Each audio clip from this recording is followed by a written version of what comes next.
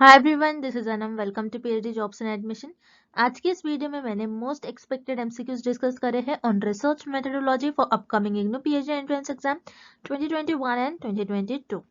सो आज के इस वीडियो में मैंने आपके साथ जो एमसीक्यूज डिस्कस करे हैं, this are very important MCQs.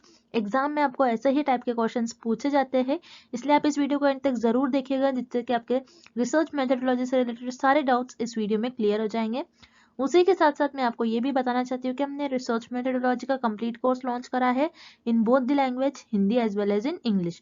सो हमारे कोर्स को ज्वाइन करने के लिए आपको इस नंबर पर हमें व्हाट्सअप मैसेज करना है। याद रखिएगा, व्हाट्सअप के थ्रू ही आपको हमें कॉन्टैक्ट करना है, और कॉन्टैक्ट करने के विद इन 5 to 10 मिनट्स में आपको सारा स्टडी मटेरियल प्रोवाइड कर देंगे। So if you like my video, please don't forget to subscribe my channel.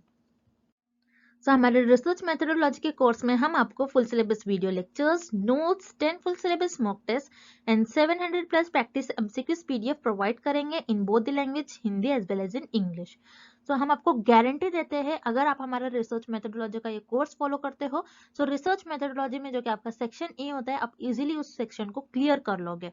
और हमारा जो ये स्टडी मटेरियल है, ये हमने हमारे एक्सपीरियंस के बेसिस पर और पीएचडी एंट्रेंस एग्जाम में जैसे टाइप के क्वेश्चंस आते हैं, वो सारे क्वेश्चंस हमने कवर करे हैं। हमारे नोट्स में हमने जो पीएचडी एंट्रेंस एग्जाम में क्वेश्चंस पूछे जाते हैं, उसको हमने हाईलाइट कर कर बताया हुआ है। तो हमारे नोट्स और मॉक टेस्ट को आप एक वीक में ही कंप्लीट कर सकते हो, और जो आपका बचा हुआ टाइम है वो आप आपका सेक्शन बी पर लगा सकते हो। सो सेक्शन बी के लिए मैं आपको ये सजेस्ट करूंगी कि आप आपका पोस्ट ग्रेजुएशन और मास्टर्स के स्टडी मटेरियल फॉलो करिए। इन केस आपके पास सेक्शन बी के लिए स्टडी मटेरियल नहीं है, तो हम सेक्शन बी का भी स्टडी मटेरियल प्रोवाइड करते हैं। सो हमारे कोर्स को ज्वाइन करने के लिए आपको इस नंबर पर व्हाट्सएप मैसेज करना है, and fee for the course is just 499। And let's begin with the video. First question, the result undertaken to find the solution to a particular problem faced by a particular organization is dash research। इस question में हमें find out करना है, एक organisation है और उस organisation ने पर्टिकुलर प्रॉब्लम फेस किया है, और उस पर्टिकुलर प्रॉब्लम को सॉल्व करने के लिए वो ऑर्गेनाइजेशन किस रिसर्च का यूज करेगी। ओके, सो स्टूडेंट्स, इस क्वेश्चन में आपको बस एक ही वर्ड पर फोकस करना है, which is particular. Particular problem, कभी भी आपके क्वेश्चन में पर्टिकुलर या फिर स्पेसिफिक, ये दोनों वर्ड आता है, that means it is related with applied research. So yes, यहाँ पर आपका करेक्ट ऑप्शन हो जाएगा option B, applied research. Applied research में रिसर्चर कोई पर्टिकुलर प्रॉब्लम या फिर कोई स्पेसिफिक प्रॉब्लम को सॉल्व करते हैं। देन यहाँ पर आपका ऑप्शन ए गिवन है आपको, फंडामेंटल रिसर्च। फंडामेंटल रिसर्च में researcher new ideas, new theory, new concept develop करते हैं ताकि उनकी नॉलेज इंक्रीज हो सके। बट फंडामेंटल रिसर्च में रिसर्चर कोई स्पेसिफिक और पर्टिकुलर प्रॉब्लम को सॉल्व नहीं करते, दैट्स व्हाई आपका यहाँ पर ऑप्शन ए इनकरेक्ट हो जाएगा। Then option C, conceptual research. Conceptual research ऐसी रिसर्च होती है which is related with concepts and ideas. So again आपका यहाँ पर ऑप्शन सी भी इनकरेक्ट हो जाएगा। Then option D, descriptive. Descriptive research वो रिसर्च होती है जिसमें रिसर्चर कोई फेनोमेना को एज इट इज डिस्क्राइब करते हैं, और अगेन डिस्क्रिप्टिव रिसर्च में रिसर्चर कोई पर्टिकुलर या फिर स्पेसिफिक प्रॉब्लम को सॉल्व नहीं करते। दैट्स व्हाई अगेन आपका यहाँ पर ऑप्शन डी भी इनकरेक्ट हो जाएगा। So here correct option is option B, applied research. Applied research वो रिसर्च होती है जिसमें रिसर्चर कोई पर्टिकुलर और स्पेसिफिक प्रॉब्लम को सॉल्व करते हैं। Okay, next question. First statement, two-tailed hypothesis has rejection region on both sides. Second statement, one-tailed hypothesis has rejection on only one side. Which of the following statements are true? So students, इस question में हमें दो statements given है, और हमें find out करना है कि दोनों स्टेटमेंट में से कौन सा स्टेटमेंट करेक्ट है। ओके, सो यहाँ पर फर्स्ट स्टेटमेंट में हमें गिवन है कि टू-टेल हाइपोथेसिस में दोनों भी साइड रिजेक्शन रीजन होता है। सो यस, यहाँ पर जैसे आप देख रहे हो, हम टेबल को रिफर करेंगे यहाँ पर, जहाँ पर आप देख रहे हो यहाँ पर टू टेल्ड हाइपोथेसिस टेस्ट में रिसर्चर दोनों भी साइड टेस्ट करते हैं ग्राफ के। Okay, left side as well as right side. So यहाँ पर टू टेल्ड हाइपोथेसिस में दोनों भी साइड रिजेक्शन रीजन होता है। Okay, that's why here first statement is correct. Then second statement हमें क्या गिवन है, वन टेल हाइपोथेसिस जो होता है वहां पर रिजेक्शन रीजन सिर्फ एक ही साइड पर होता है। So it is also correct, जहां पर हमें जैसे पता है वन टेल हाइपोथेसिस के दो टाइप होते हैं, लेफ्ट टेल हाइपोथेसिस और राइट टेल हाइपोथेसिस। ओके, सो यहाँ पर आप टेबल में देखना है आपको लेफ्ट टेल हाइपोथेसिस, जहां पर आप ग्राफ में सिर्फ लेफ्ट साइड पर टेस्ट करते हो, और राइट टेल्ड हाइपोथेसिस जहां पर आप ग्राफ में सिर्फ राइट साइड पर टेस्ट करते हो। So yes, one tailed hypothesis में रिजेक्शन रीजन जो होता है सिर्फ एक ही साइड होता है। That's why here statement 2 is also correct. So यहाँ पर करेक्ट ऑप्शन होगा option C, both first and second statements are true. Okay, next. In research report dash is used to acknowledge indebtedness। इस question में हमें find out करना है कि जब रिसर्चर अपने रिसर्च में रिसर्च रिपोर्ट लिखते हैं तो अपने रिसर्च रिपोर्ट में जब लोगों को थैंक्स करते हैं, और या फिर यू कैन से किसी के टू वर्ड्स किसी के प्रति थैंकफुल है रिसर्चर, तो वो अपने रिसर्च में उनका नेम प्रॉपर मेंशन करते हैं। सो वो किस सेक्शन में उनका नेम प्रॉपर मेंशन करते हैं ये हमें फाइंड आउट करना है। ओके, सो यहाँ पर आपको ऑप्शन ए गिवन है बिब्लियोग्राफी। बिब्लियोग्राफी क्या होता है, जहां पर रिसर्चर जिन भी पुराने रिसर्चर का इंफॉर्मेशन टेक्स्ट और कॉन्सेप्ट यूज करते हैं उनको प्रॉपर उनका नेम लिखते हैं जिसको हम कहते हैं रेफरेंस। तो यहाँ पर बिब्लियोग्राफी में किसी रिसर्चर किसी लोगों का थैंक्स नहीं करते। दैट्स व्हाई यहाँ पर आपका ऑप्शन ए इनकरेक्ट हो जाएगा। देन ऑप्शन बी आपको गिवन है इंडेक्स। इंडेक्स क्या होता है, जैसे आपने आपके बुक में भी देखा होगा, इंडेक्स होता है जहाँ पर आपको प्रॉपर जितने भी टॉपिक्स होते हैं वो प्रॉपर मेंशन किया जाता है विथ पेज नंबर। सो यहाँ पर आपका ऑप्शन बी भी इनकरेक्ट हो जाएगा, बिकॉज इंडेक्स में भी रिसर्चर किसी को थैंक्स नहीं कहते हैं। That's why option B is incorrect. Then option C appendix. Appendix क्या होता है, अपने रिसर्च रिपोर्ट में रिसर्चर अपेंडिक्स लिखते हैं जहाँ पर रिसर्चर कुछ अपने टॉपिक से रिलेटेड एक्स्ट्रा इंफॉर्मेशन लिखेंगे, जैसे इक्वेशंस हो गई, कुछ इक्वेशन रिएक्शंस हो गए, कुछ एक्स्ट्रा इंफॉर्मेशन लिखते हैं ताकि दूसरे रिसर्चर उस इंफॉर्मेशन का यूज कर आगे रिसर्च परफॉर्म करे। अगेन अपेंडिक्स में रिसर्चर किसी को थैंक्स नहीं करते। दैट्स व्हाई अब आपका ऑप्शन सी भी इनकरेक्ट हो जाएगा। Then here option D acknowledgements. Yes, यहाँ पर आपका ऑप्शन डी करेक्ट हो जाएगा, बिकॉज रिसर्चर अपने रिसर्च में जिन लोगों ने उनकी हेल्प की होंगी रिसर्चर, उन लोगों का नेम एक्नॉलेजमेंट में प्रॉपर मेंशन करते हैं। सो रिमेंबर स्टूडेंट्स, अगर रिसर्चर ऐसा नहीं करते अपने रिसर्च में सो उनकी रिसर्च अनएथिकल हो जाएगी। so this is very important in research, so that's why यहाँ पर आपका ऑप्शन डी करेक्ट हो जाएगा।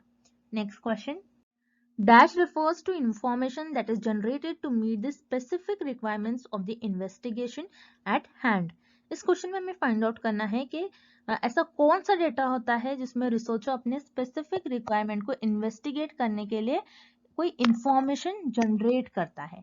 ओके, सो उस डेटा को हम कहते हैं primary data. So students, again इस क्वेश्चन में भी आपके लिए एक की वर्ड है which is very important word, generated. Means यहाँ पर रिसर्चर ने इंफॉर्मेशन जनरेट किया है। so, जब भी कोई न्यू इंफॉर्मेशन रिसर्चर जनरेट करता है वो प्राइमरी डेटा के अंडर आता है। ओके, अब रिसर्च में दो टाइप के डेटा होता है, एक होता है आपका primary data and the second is secondary data. Primary data वो डेटा होता है जिसमें रिसर्चर खुद ही डेटा को या फिर इंफॉर्मेशन कलेक्ट करते हैं या फिर इंफॉर्मेशन जनरेट करते हैं। Okay, and the secondary data जो होता है वो ऑलरेडी पब्लिश डेटा होता है। ऑलरेडी पब्लिश डेटा होता है या फिर कोई पुराने रिसर्चर ने उस पर्टिकुलर टॉपिक पर ऑलरेडी जो रिसर्च की होती है वो उस पर्टिकुलर टॉपिक पर ऑलरेडी इंफॉर्मेशन अवेलेबल होती है, उसे हम कहते हैं secondary data. So here researcher ने कोई इंफॉर्मेशन जनरेट की है, कुछ न्यू इंफॉर्मेशन रिसर्चर ने खुद ही जनरेट की है, सो उसे हम कहते हैं primary data. So here correct option is option B, primary data.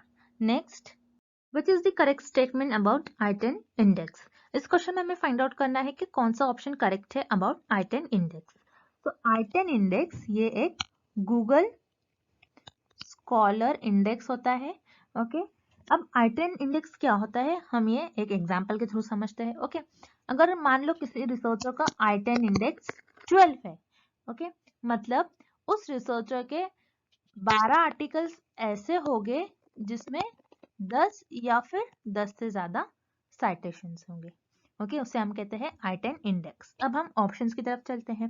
Option A आपको गिवन है, denotes the number of publications with less than 10 citations। No students, यहाँ पर आपका ऑप्शन ए इनकरेक्ट हो जाएगा, बिकॉज I10 इंडेक्स ये नहीं बताता है कि किसी भी रिसर्चर के कितने आर्टिकल्स ऐसे हैं जिनमें 10 से कम साइटेशन है, बल्कि ये बताता है कि कितने 10 है और या फिर 10 से ज्यादा साइटेशन है। तो यहाँ पर आपका ऑप्शन ए इनकरेक्ट हो जाएगा। देन ऑप्शन सी आपको गिवन है, denotes the number of publication with equal to 10। Again यहाँ पर आपका ऑप्शन सी भी करेक्ट हो जाएगा बिकॉज ये भी नहीं बताता है कि 10 से इक्वल है। ओके, देन ऑप्शन बी आपको गिवन है denotes the number of publication with at least 10 citation. तो यहाँ पर आपका ऑप्शन बी करेक्ट हो जाएगा बिकॉज I10 इंडेक्स ये बताता है कि किसी भी रिसर्चर के कितने आर्टिकल्स ऐसे हैं जिनमें उनके आर्टिकल्स को 10 या फिर 10 से ज्यादा साइटेशन है। ओके, देन यहाँ पर आपका ऑप्शन बी करेक्ट हो जाएगा। Next question, research shows that the older a person is, the larger their vocabulary. This is an example of. So students, इस क्वेश्चन में हमें एक एग्जाम्पल गिवन है और हमें फाइंड आउट करना है ये एग्जाम्पल किस कोरिलेशन की एग्जाम्पल होंगी। Okay, so what is an example? Older a person means जो पर्सन की एज ज्यादा होगी, then their larger their vocabulary means here you can say knowledge of words. Okay, तो जिस पर्सन की एज ज्यादा होंगी उनकी वोकैबुलरी भी ज्यादा होगी। ओके, सो जैसे आप देख रहे हैं दोनों वेरिएबल जो है सेम डायरेक्शन में मूव कर रहे हैं। ओके, जब भी वेरिएबल सेम डायरेक्शन में मूव करते हैं उन्हें हम कहते हैं positive correlation. So this is an example of positive correlation. So here option A is the right answer. Moving on to the next question. Plagiarism, where writer changes a few words in the original text of another, is known as. इस question में हमें एक definition given है और हमें find out करना है ये डेफिनेशन किस ऑप्शन की डेफिनेशन होगी। ओके, सो ये डेफिनेशन में हमें गिवन है कि अगर आप ओरिजिनल टेक्स्ट लेते हो और उस टेक्स्ट में कुछ फ्यू वर्ड्स चेंजेस करते हो और कुछ वर्ड को रीअरेंज करते हो, सो वो उस प्लेजरिज्म को हम क्या कहेंगे? सो उस प्लेजरिज्म को हम कहेंगे word switching. So this is the definition of word switching. So word switching में आप क्या करते हो, किसी और रिसर्चर का इंफॉर्मेशन टेक्स्ट लेते हो और उस टेक्स्ट में कुछ वर्ड्स को चेंज करते हो और सेंटेंस को रीअरेंज करते हो और मेंशन करते हो। सो ये आपका कहलाता है, ये प्लेजरिज्म आपका होगा word switching plagiarism. Okay, then आपको ऑप्शन ए गिवन है direct copying. Direct copying means आप एज इट इज कोई रिसर्चर का किसी रिसर्चर का टेक्स्ट इंफॉर्मेशन को एज इट इज आप कॉपी कर रहे हो। सो ये भी प्लेजरिज्म होता है, but for this question this is not the correct answer. Okay, then आपको ऑप्शन सी गिवन है पैराफ्रेजिंग। पैराफ्रेजिंग क्या होता है? किसी और रिसर्चर के वर्क को अपने ओन वर्ड्स में आप डिस्क्राइब करते हो, सो उसे हम कहते हैं पैराफ्रेजिंग। अगेन यहाँ पर ऑप्शन सी इनकरेक्ट है। सो यहाँ पर this is the definition of word switching. Option be here is the right answer. Next question, which of the following tools is good for thesis report? इस क्वेश्चन में हमें find out करना है कि हम रिसर्च में थीसिस किस tool में लिखते हैं। सो यहाँ पर आपका ऑप्शन ए गिवन है एक्सेल। एक्सेल क्या होता है? जिसमें आप डेटा को एनालाइज करते हो, ये डेटा एनालिसिस टूल होता है। एक्सेल आपका डेटा एनालिसिस टूल होता है। एक्सेल में रिसर्चर थीसिस को नहीं लिखते हैं, दैट्स व्हाई यहाँ पर आपका ऑप्शन है इनकरेक्ट हो जाएगा। Then option B PowerPoint presentation. So PowerPoint presentation जो प्रेजेंटेशन बनाने के काम आता है और जिसमें रिसर्चर रिसर्च प्रेजेंटेशन बनाते हैं, ना कि थीसिस लिखते हैं, दैट्स व्हाई यहाँ पर आपका ऑप्शन बी भी इनकरेक्ट हो जाएगा। Then option C word document. तो यहाँ पर आपका ऑप्शन सी करेक्ट हो जाएगा। वर्ड डॉक्यूमेंट में रिसर्चर अपने थीसिस को लिखते हैं, दैट्स व्हाई यहाँ पर आपका करेक्ट ऑप्शन हो जाएगा option C word document. Next question, dash a set of interrelated constructions, concepts, definitions and propositions that present a systematic view of phenomena. इस क्वेश्चन में हमें बताना है ऐसा कौन सा ऑप्शन है एक जो कि एक सेट ऑफ इंटररिलेटेड कॉन्सेप्ट है, डेफिनेशन और प्रिपोजिशन, ये सब मिलाकर किसी फेनोमेना को एक्सप्लेन करता है। सो उसे हम कहते हैं थ्योरी। सो थ्योरी कोई एक फेनोमेना को सिस्टमैटिक वे में एक्सप्लेन करता है, दैट्स व्हाई यहाँ पर आपका ऑप्शन बी करेक्ट हो जाएगा। देन आपको ऑप्शन ए गिवन है कॉन्सेप्ट्स। कॉन्सेप्ट जो कि आपके थॉट्स और आइडियाज पर बेस्ड होते हैं, जो कि एक आपको कोई फेनोमेना को सिस्टमैटिक वे में एक्सप्लेन नहीं करता है, दैट्स व्हाई यहाँ पर आपका ऑप्शन ए इनकरेक्ट हो जाएगा। देन आपको ऑप्शन सी गिवन है हाइपोथेसिस। हाइपोथेसिस क्या होता है? एक स्टेटमेंट होता है जो कि रिसर्चर के अजम्पशंस या फिर गेसेस पर बेस्ड होता है। अगेन हाइपोथेसिस भी कोई फेनोमेना को सिस्टमैटिक वे में एक्सप्लेन नहीं करता है, दैट्स व्हाई आपका ऑप्शन सी भी यहाँ पर इनकरेक्ट हो जाएगा। So here this is the definition of theory. Option B here is the right answer.